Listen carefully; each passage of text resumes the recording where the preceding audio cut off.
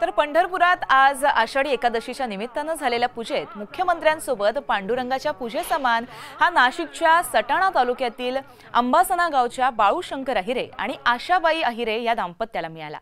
गेल्या 16 वर्षापासून या जोडीनं पंढरीची वारी केली आहे। दरम्यान आपल्याला स्वप्नातही वाटलं नव्हतं की हा मान आपल्याला मिळेल। आम्ही भाग्यवंत आहोत अशा शब्दामध्ये अहिरे दाम्पत्यानं आपली भावना व्यक्त केली आहे। त्यांच्या भावना जाणून घेतल्यात आमचे प्रतिनिधी रायचंद शिंदे यांनी। पाहूयात। पंढरपूरच्या आषाढी वारीमध्ये यावर्षी मानाचे वारकरी म्हणून ज्यांना पूजेची संधी मिळाली ते अहिरेकर कुटुंबीय आपल्यासोबत आहेत थेट नाशिकवरून। खरं तर नाशिकची एक वेगळी ओळख आहे, शेतकऱ्यांचा जिल्हा, द्राक्षाचा जिल्हा।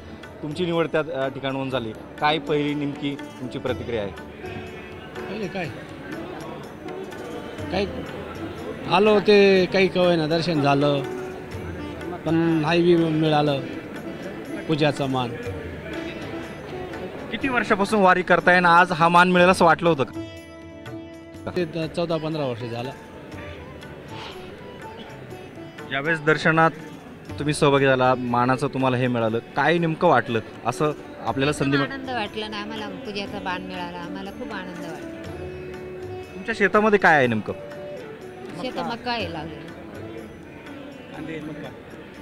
आणि वारीची किती वर्षापासूनची परंपरा आहे तुमच्या कुटुंबाला? मी 5 वर्षापासून वारी करते। इथपर्यंत येतपर्यंत असं वाटलं होतं ह्या पूजेत संधी मिळेल? नाही, मनात पण नव्हतं असं। यापूर्वी कधी वाटलं होतं का अशा पद्धतीने संधी मिळेल? नाही, स्वप्नात पण नव्हतं। हे स्वप्न तुमचं साकार झालंय आणि ते तुमच्या डोळ्यात दिसतंय।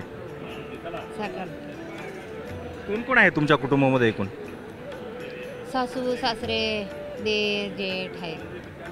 सोबत कोण आलेलं आहे अजून सोबत? सासू आहे, जेठ आहे माझे। सासूबाई तुमच्या आहेत करत।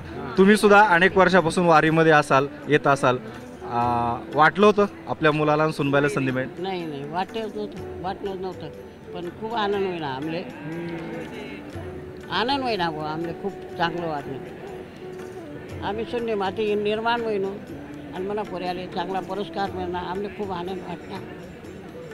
आम्ही 11 लोक शेतात कोणी घ्यायचे, आमले आपगा पुरस्कार मिळाला, मग आम्ही दोन्ही मागले की त्याच्या मागे उभाचे असे। तर हे होतं अहिरेकर कुटुंबियाने। या अहिरेकर कुटुंबांना खूपच समाधान झालेलं आहे, कारण अशी संधी मिळेल असं कधी त्यांना स्वप्नातही वाटलं नव्हतं आणि हे सगळं स्वप्न त्यांचं खरं झालंय।